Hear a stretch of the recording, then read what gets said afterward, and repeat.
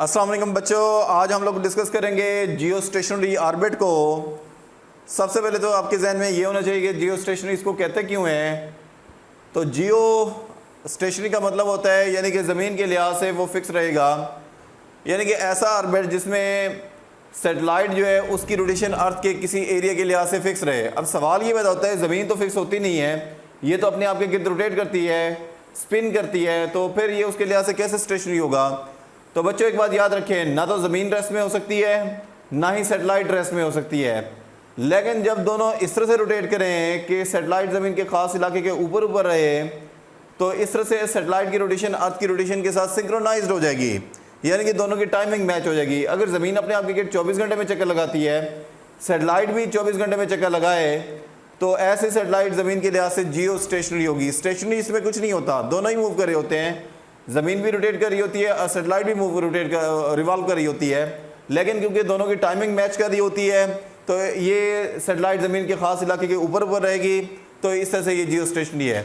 आमतौर पर dish antenna के लिए इस तरह की सेटेलाइट इस्तेमाल की जाती है, क्योंकि हम लोगों ने डिश एंटीना की जो है वो ख़ास डायरेक्शन में फिक्स करके रखना होता है।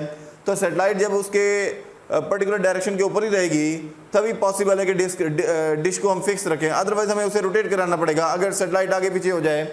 तो बच्चों ऐसा है कि जैसे जैसे ये ज़मीन का इलाका घूमेगा, सेटेलाइट भी साथ साथ ऊपर घूमेगी, तो ये इस तरह से ज़मीन के ख़ास इलाके के ऊपर ऊपर रहेगी, ये इसके लिहाज से जियो स्टेशनरी होगी। तो वो ऑर्बिट जिसमें ये सेटेलाइट घूम रही होती है उस ऑर्बिट को जियो स्टेशनरी ऑर्बिट कहते हैं। The orbit in which satellite orbital motion is synchronised with the rotation of earth. तो ऐसा ऑर्बिट जिसमें सेटेलाइट की रोटेशन अर्थ की रोटेशन के साथ सिंक्रोनाइज होगी उसको जियो स्टेशनरी कहते हैं। बच्चों ये ऑर्बिट है, ज़मीन के सेंटर से इस ऑर्बिट तक का डिस्टेंस जो है वो स्मॉल आर है। अब ऑर्बिटल वेलोसिटी का फार्मूला जो हमने पिछले टॉपिक में पढ़ा था वो फार्मूला हम यहाँ पर यूज़ करेंगे। Orbital velocity is equal to under root capital G capital M over R. Capital G gravitational constant है, capital M mass of the earth है, आर जो है वो ऑर्बिट का रेडियस है जो ज़मीन के सेंटर से है। और लेकिन स्पीड का एक और फार्मूला हमारे पास होता है डिस्टेंस ओवर टाइम के। अब डिस्टेंस कितना है, ज़ाहिर है सेटेलाइट इस सर्कल में घूमने के बाद दोबारा वहाँ पर वापस पहुँच जाए और इसका रेडियस आर हो, तो ज़ाहिर है ये कितना डिस्टेंस कवर करेगी, जो कि सर्कमफेरेंस के बराबर होगा। सर्कमफेरेंस का डिस्टेंस जो है वो 2 पाई आर होता है, और एक चक्कर के टाइम लगाने को टाइम पीरियड कहते हैं, और टाइम को हमने कैपिटल टी से लिखा है। कैपिटल टी का मतलब है टाइम पीरियड, यानी कि एक चक्कर लगाने का टाइम। अब हमारे पास ये ऑर्बिटल वेलोसिटी का दूसरा फार्मूला हमारे पास बन गया। तो एक ही क्वांटिटी की ये दो रिप्रेजेंटेशन है, दोनों को हम लोग आपस में कंपेयर करेंगे। कंपेयर करने के बाद फार्मूला इस तरह से आ जाएगा।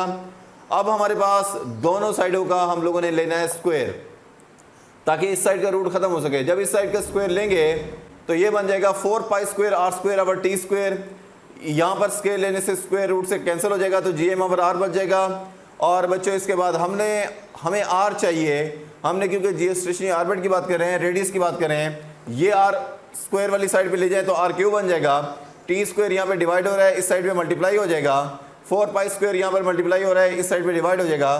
तो बच्चों हमारे पास आर क्यूब का फार्मूला ये आ जाएगा। जिस तरह स्क्वायर को ख़त्म करने के लिए स्क्वायर रूट लिया जाता है, इस तरह से आर क्यूब को ख़त्म करने के लिए क्यूब रूट लिया जाएगा। तो टेकिंग क्यूब रूट, दोनों साइडों को हमने क्यूब रूट लिया। क्यूब रूट को एक तो बच्चों यूँ लिखते हैं, ये रूट डालकर उसके ऊपर यहाँ पर 3 लिख देते हैं, और दूसरा तरीकाकार ये आप ब्रैकेट डालकर इसके ऊपर 1/3 डाल दें। तो हमने ये वाला तरीका जो है इस तरीके से लिखा है। तो इसका भी 1/3 पावर, इसकी भी 1/3 का मतलब होता है इसका क्यूब रूट है, और क्यूब रूट को यूँ भी लिखा जा सकता है, रूट डालकर उसके ऊपर 3 डाल दें। तो अब ये 3 से कैंसिल हो जाएगा, ये आर बचेगा और ये 1/3 रह जाएगा। बच्चों अगर आप गौर से देखें इस फार्मूले के अंदर तमाम वैल्यूज ही कांस्टेंट है।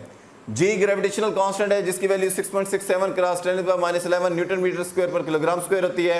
M mass of the earth है जो that is equal to 6 cross 10⁻24 kilogram है। टी टाइम पीरियड है जो कि 24 आवर है। पाई जो है वो हमारे पास कांस्टेंट है जो कि सर्कल के लिए लिया जाता है, 3.14 वैल्यू है।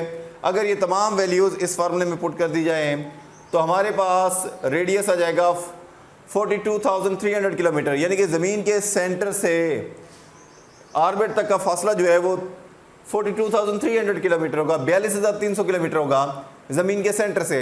लेकिन अगर आप सरफेस ऑफ अर्थ से लें तो सरफेस ऑफ अर्थ से ये फासला जो है वो तकरीबन 36,000 किलोमीटर होता है। तो सरफेस ऑफ अर्थ से 36,000 किलोमीटर होगा, यानी कि ऐसा ऑर्बिट जिसमें आप कहते हैं कि सेटेलाइट की रोटेशन अर्थ की रोटेशन के साथ सिंक्रोनाइज्ड हो, तो उसका ज़मीन के सेंटर से फासला उस ऑर्बिट का 42,300 किलोमीटर होता है, लेकिन सरफेस ऑफ अर्थ से फासला 36,000 किलोमीटर होता है। तो ये हमारे पास जियो स्टेशनरी ऑर्बिट था। तो ये टॉपिक मुझे यहाँ पर कंप्लीट हो जाता है। बहुत शुक्रिया।